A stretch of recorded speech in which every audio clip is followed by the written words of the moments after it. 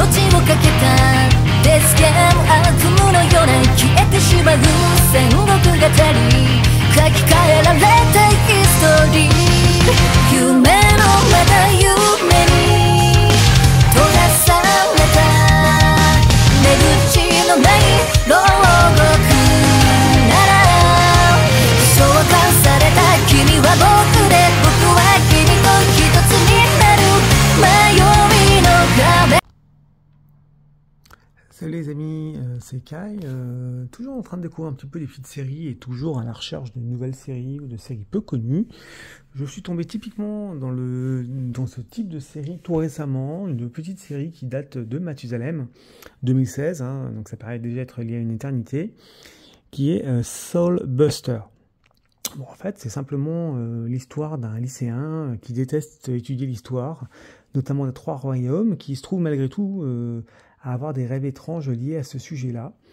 Et un jour, il va se réveiller, il va se retrouver face à un général tout droit venu des 3 royaumes qui tente de le tuer.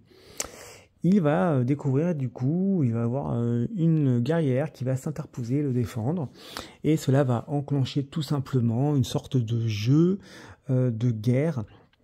où effectivement les généraux des temps anciens vont s'affronter et il va être témoin de tout cela, aidé par sa guerrière, et il va croiser d'autres amis, d'autres connaissances qui également peuvent invoquer un guerrier ancien. Donc on est assez classique, on est sur très poche d'un Fate Stay Night, alors sans la qualité graphique malheureusement.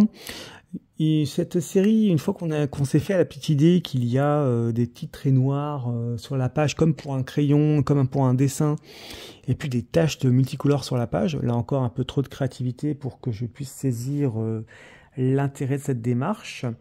Au-delà de cela, on se retrouve face à un animé relativement sympathique. On a un format particulier qui va être de 12 épisodes de 13 minutes, c'est assez rare. Pas forcément déplaisant, non pas que tous les animés devraient durer 13 minutes, mais c'est vrai que ça passe pour ce que cela a à offrir. Bien évidemment, on ne creuse pas plus les personnages qu'on pourrait le faire, c'est un peu la petite faiblesse, ça mériterait d'être plus creusé, et bon, en 2024, je pense que n'ayant pas d'infos, je pense pas qu'une deuxième saison viendra. Quoi qu'il en soit, c'est très intéressant parce qu'on a à la fois la relation entre les humains et donc les généraux qu'ils invoquent, et on va avoir effectivement également la relation et l'alchimie entre les humains entre eux, comment ils réagissent par rapport aux événements qu'ils affrontent. On est typiquement dans un shonen classique où ils vont se surpasser pour effectivement vaincre l'adversité. Ça reste relativement fluide, ça reste des combats assez classiques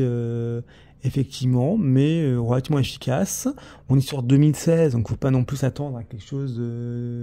d'un niveau de Why Does Nobody Remember Me in This World ou ce type de choses comme Historia, bien évidemment. Chaque année se suffit à elle-même, mais pour le coup ça passe bien parce que il y a des bonnes petites scènes d'action, les personnages sont pas inintéressants, que ce soit les généraux ou que ce soit les humains,